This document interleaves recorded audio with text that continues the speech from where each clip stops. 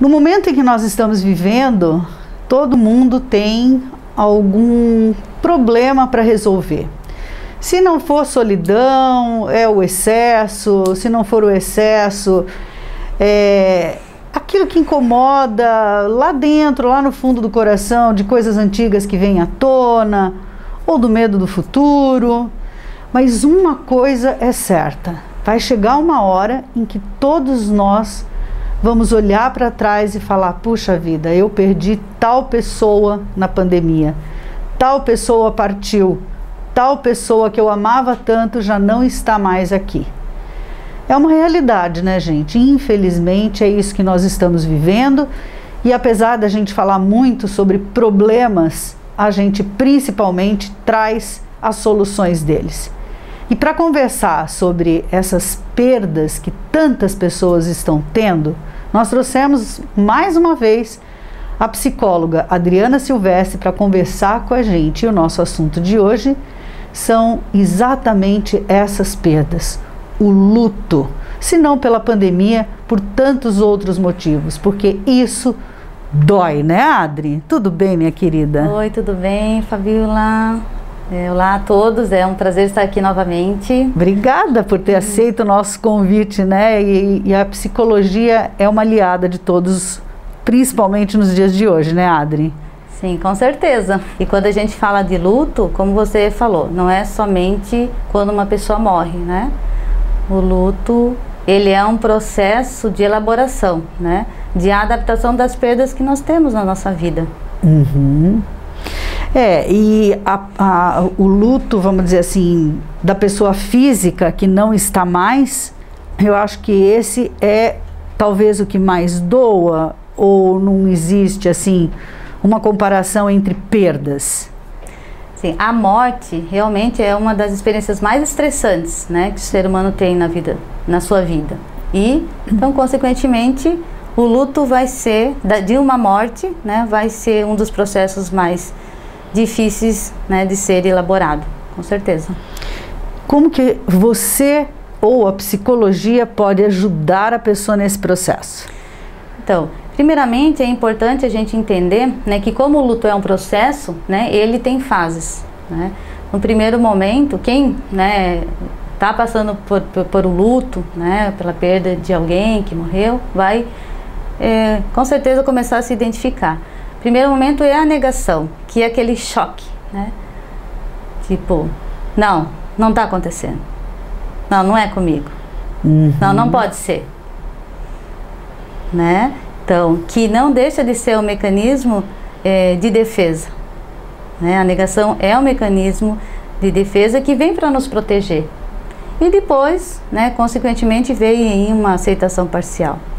Né? Essa primeira fase da dor, né, que é muito intensa, né? Freud fala que o luto, né, é um processo difícil, interno, muito doloroso, né? Leva um tempo, mas que passo a passo, né, a gente vai se despedindo. Uhum. Né? E depois dessa segunda fase, vem uma fase muito extensa, que a gente diz que é uma das piores, né? A fase onde, por exemplo, tem a raiva. Né? Então, passada a primeira fase do choque inicial, não está acontecendo, não pode. Né?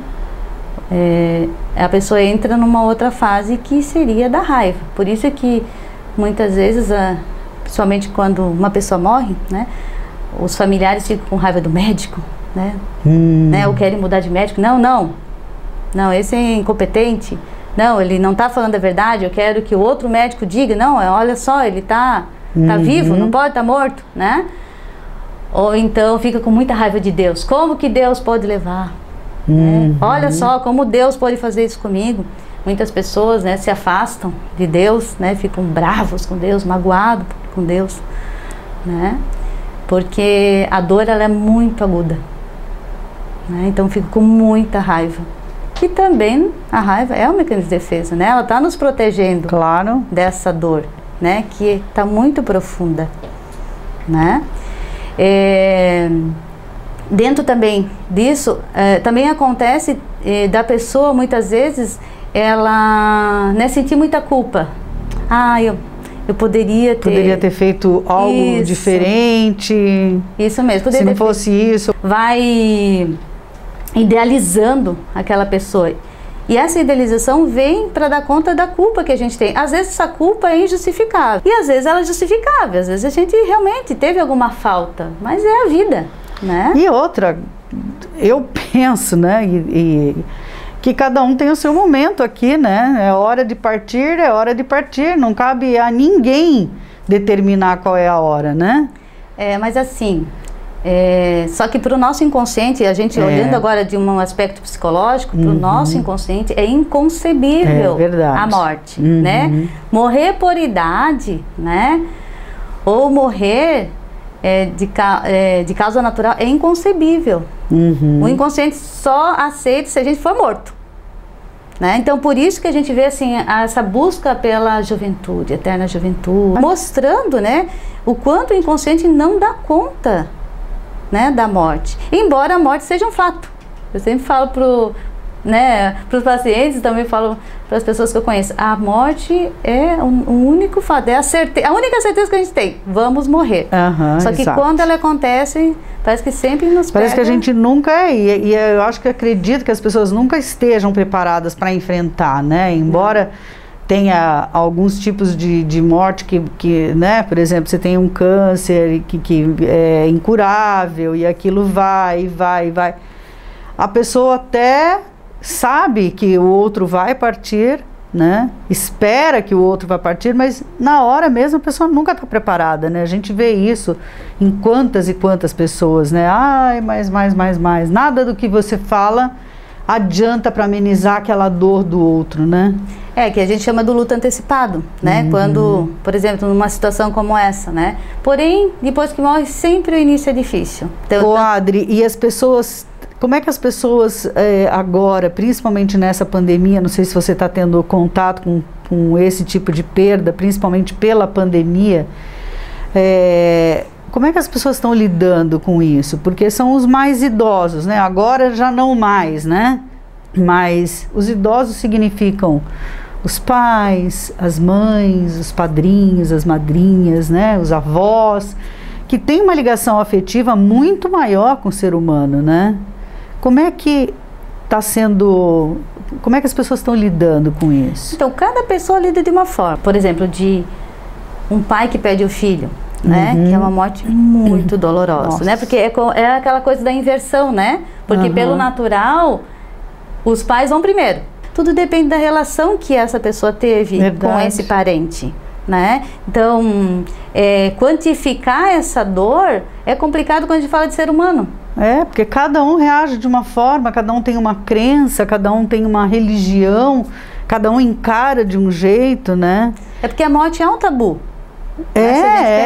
Olha, eu confesso que a gente nunca falou nisso aqui, né? Realmente a gente nunca trouxe um assunto pesado, né? Embora a gente saiba que a gente tem que lidar com isso, né? Até por isso que a gente trouxe a Adri aqui, que é uma psicóloga super conceituada, já alcançando aí um reconhecimento na nossa comunidade, na nossa sociedade, justamente por levar muito a sério a sua profissão, justamente por estar muito preparada, né, Adri? Você é muito preparada para estar junto com o teu paciente quando ele precisa, né? Você acolhe, né, as pessoas.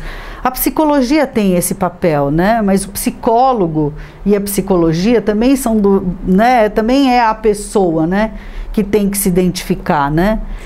E eu acho que o fato de você atender online, os psicólogos estarem atendendo online, isso já é uma grande coisa, né? Sim, porque mesmo sendo online, né, tem como acolher. Tem como a gente fala de fazer um raporte. Né? E quando o psicólogo ele vai para a clínica, porque o psicólogo pode ir para organizacional, para outras áreas, né? Mas quando ele vai para a clínica ou para a área da saúde, né? Esse acolhimento, esse raporte é de suma importância. E essa preparação faz parte do processo, né? Porque se eu vou para a clínica, a tendência é eu realmente me deparar com N problemas. Quando eu penso em luto, o que eu penso? Eu penso só em morte? Geralmente eu penso em morte. Foi o que eu pensei. Mas luto não é morte só. Luto é qualquer tipo de perda, desde que ela foi muito significativa para mim. Eu tenho hoje no consultório muitos pacientes que estão em luto porque perderam um relacionamento, porque estão num divórcio, né? Ou porque, inclusive porque também perderam um animal de estimação, ou porque sofreram um acidente, né? Então o luto não é uma coisa ruim. O luto é um processo que vem para nos ajudar. E existe uma terceira fase depois dessa raiva? Então, tem, que daí é a aceitação. O que eu estou trazendo é de uma fase bem, de uma forma bem ampla, né? É lógico que daí pode pensar, pô, mas pegar e dividir a dor, sim, mas é uma forma mais fácil de entender como que a gente internamente funciona. Então, primeiro tem a negação, a segunda é essa raiva, essa idealização da pessoa, né? Ou então essa depressão, eu fico mais entristecida. Ou então tem uma dentro dessa segunda fase, antes de falar da terceira, que é a barganha, que as pessoas fazem muito. O que é a barganha? São as promessas. Geralmente a barganha é feita no particular, com Deus. Deus, se você curar o meu marido, eu faço isso, isso, isso. Deus, se você curar o meu filho, eu faço isso, isso, isso. Se você me der tal coisa, são as promessas. E essas promessas muitas vezes também tem uma culpa envolvida, né? Então a gente faz a barganha, que nem criança, não é? Ou adolescente. Ah, eu quero ir no meu amigo, tal, e briga, tal. Daí o pai diz, não vai. Daí ele vai lá pro quarto, daí ele pensa, eu vou encontrar outra forma. Daí ele vai, né? Quem tem filho vai se identificar. Ô mãe, se eu lavar a louça, tu deixa lá no meu amigo? Não sei se tu identifica, tu tem filhos, né? Tu tem filho, 3. Né? Tu deixa eu ir lá na minha amiga? Essa é a barganha, a gente barganha o tempo todo. Então, por que a gente não vai barganhar no luto? Percebe que são comportamentos que a gente vai aprendendo desde a infância, né? Então essa raiva, e falando da raiva, muitas vezes a gente tem raiva do médico, raiva de Deus, mas às vezes a gente tem raiva daquela pessoa. Por que tu me deixou? Só que você não fala no morto. Verdade. Não pensa, né? Por que você me deixou? Principalmente as mulheres, né? Os homens, assim, quando são muito apaixonados ou eram muito dependentes. Daí perdeu essa referência. Sim. O emprego, como que foram me demitir? Eu dei a minha vida por esse emprego, né? E ficam com raiva, mas não, olha só, né? Esse emprego era bom. E às vezes era um emprego que estava tirando a vida da pessoa, a qualidade de vida da pessoa.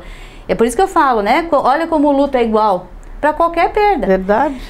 E daí vão passando, então vocês percebem que é um processo. Daí se perguntar, mas leva quanto tempo? Depende, 1 ano, 2 anos, 3 anos, depende da pessoa. E tem gente que não sai do luto nunca. Eu conheço algumas pessoas que até hoje, sei lá, perderam seu marido há 30, 40, às vezes até 50 anos, gente. E não saíram do luto.